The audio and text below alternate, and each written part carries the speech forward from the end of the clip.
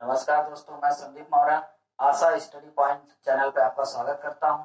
दोस्तों, आज का संविधान का हमारा वीडियो होगा भाग 2, नागरिकता यानी सिटीजनशिप। तो आज इसमें हम देखेंगे नागरिकता भाग 2 में अनुच्छेद 5 से 11। हमारे संविधान में अनुच्छेद 5 से 11 तक यह दिया गया है कि भारत में रहने वाला हर व्यक्ति भारत का नागरिक है। तो किस आधार पर नागरिक है, कैसे नागरिक है, तो हम क्रम से शुरू करते हैं अनुच्छेद 5 से।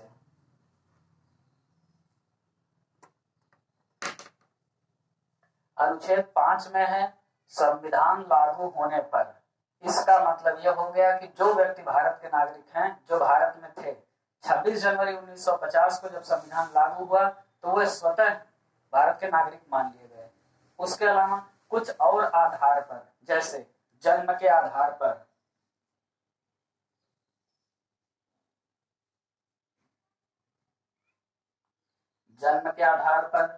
पूर्वजों के आधार पर,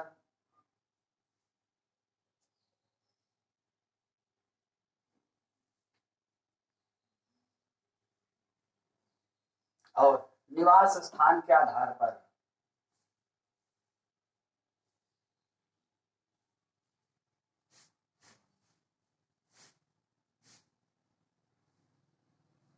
चलिए देखते हैं ये किन शर्तों पर होता है।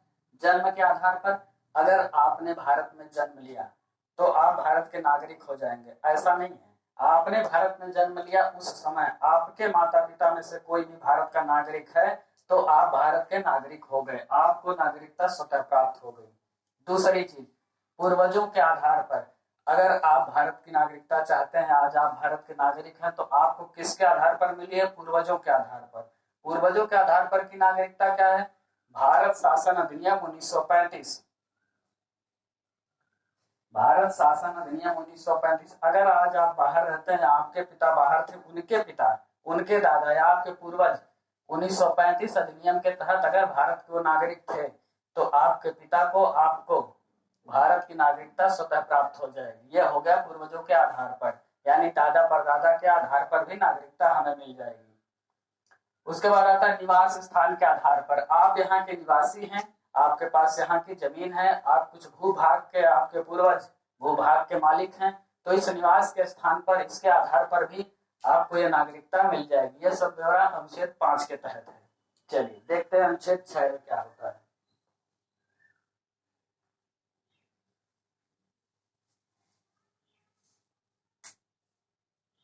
अनुच्छेद 6 में लिखा हुआ है, पाकिस्तान से भारत को आए हुए व्यक्ति, वे सभी पाकिस्तान से भारत आए हुए व्यक्ति, उन सबको नागरिकता मिल जाएगी जो 19 जुलाई 1948, एक समय दिया गया है 19 जुलाई 1948।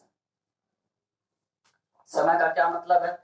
15 अगस्त 1947 को आजाद हुआ देश, उसमें भारत और पाकिस्तान जैसे दो अलग अलग राज्यों का बंटवारा हुआ, यानी कि भारत के साथ भारत और पाकिस्तान का निर्माण हुआ, दो देशों का निर्माण हुआ। यही देश, जो जनता पाकिस्तान में रह गई, अगर वो भारत आना चाहती है तो एक तिथि दी गई 19 जुलाई 1948। अगर 19 जुलाई 1948 को पाकिस्तान से व्यक्ति भारत आ गया, उन सबको स्वतः भारत की नागरिकता दे दी जाएगी। यह समय या तारीख दिया गया था। और अगर ऐसा नहीं हो पाया तो दूसरी बार ठीक 10 साल बाद समय आता है 19 जुलाई 1958 को। क्योंकि एक साल 2 साल में इतने आसानी से समझना आसान नहीं था कि हम यहाँ रह पाएंगे कि नहीं, या फिर उनके रिश्तेदार या उनकी जमीन, उनके घर पाकिस्तानी क्षेत्र में चले गए तो 1 साल 2 साल में वो जल्दी से छोड़कर नहीं भाग आएंगे, भाग के आ गए तो रहेंगे कहाँ। इन सब के लिए दोबारा एक बार फिर समय दिया गया कि अगर वो व्यक्ति पाकिस्तान में नहीं सेट कर पा रहे हैं, नहीं रहना चाह रहे हैं, तो 10 साल बाद फिर एक समय दिया गया 19 जुलाई 1958 के दिन वो भारत आ सकता है, और उस दिन भारत में आए हुए सभी व्यक्तियों को भारत की नागरिकता मिल जाएगी अनुच्छेद 6 के तहत।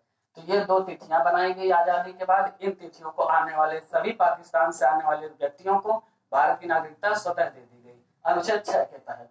अब देखते हैं अनुच्छेद 7 क्या है। अनुच्छेद 7 में भी यही सिस्टम होता है। अनुच्छेद 7 में क्या हुआ? अनुच्छेद 6 में आपने देखा पाकिस्तान से भारत आया, अब अनुच्छेद 7 में भारत से पाकिस्तान जाने वाले उन व्यक्तियों को नागरिकता दे दी जाएगी जो 19 जुलाई, समय ये लिखा है 19 जुलाई 1948 को पाकिस्तान चला गया, लेकिन एक और तिथि आती है 26 जनवरी 1950, यानी संविधान लागू होने से पहले तक भारत वापस आ गया तो उसे भारतीय नागरिकता दे दी जाएगी। यानी 19 जुलाई 48 को पाकिस्तान चला गया, लेकिन संविधान लागू होने से पहले तक भारत आ गया तो उसे भारतीय नागरिकता दे दी जाएगी। अन्यथा फिर उसे क्या करना होगा, 19 जुलाई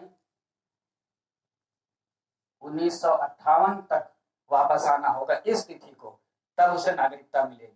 तो यह तरीका अनुच्छेद 7 में है। 19 जुलाई 48 को पाकिस्तान जाने वाले चले गए उन व्यक्तियों को भी भारत की नागरिकता मिल जाएगी जो संविधान लागू होने से पहले भारत वापस आ गए, नहीं तो 19 जुलाई 58 को वापस आए, इन्हें भी नागरिकता दे दी जाएगी अनुच्छेद 7 के तहत। अब देखते हैं अनुच्छेद 8 में क्या है।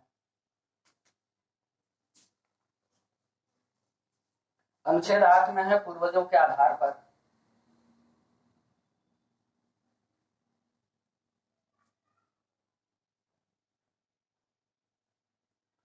जो मैंने अनुच्छेद 5 में भी आपको बता दिया था थोड़ा सा सिस्टम, पूर्वजों के आधार पर जैसे कोई व्यक्ति, आप भारतीय थे, आप विदेश में जाकर रहने लगे और कुछ लंबे समय तक रह रहे हैं, लेकिन फिर आप वापस भारत आते हैं और आप भारत की नागरिकता चाहते हैं। अगर आपके पूर्वज 1935 अधिनियम के तहत भारत के नागरिक थे तो भारत की नागरिकता आपको मिल जाएगी।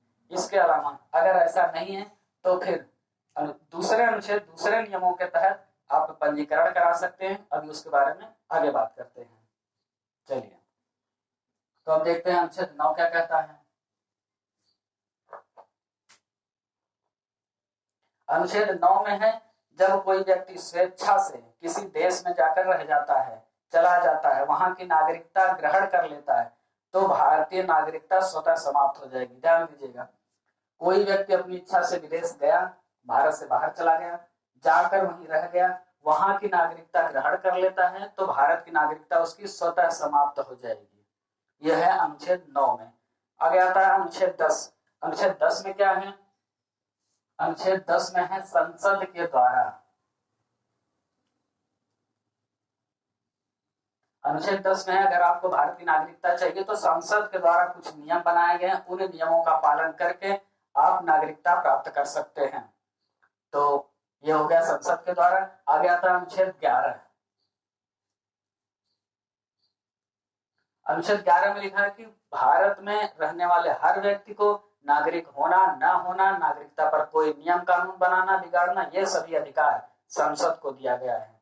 कानून का, संविधान का कोई संशोधन, कोई बदलाव, कुछ कम करना, ज्यादा करना, ये सभी अधिकार संसद को दिया गया है। तो उसी तरह अनुच्छेद 11 में नागरिकता पर कानून बनाना, बिगाड़ना, नया बनाना, निरस्त करना, ये सभी अधिकार संसद को दिया जाता है। चलिए, आज का वीडियो यहीं समाप्त करते हैं। उम्मीद है समझ में आया होगा। अगर आप चैनल पर नए हैं तो चैनल को सब्सक्राइब कीजिए। Thank you.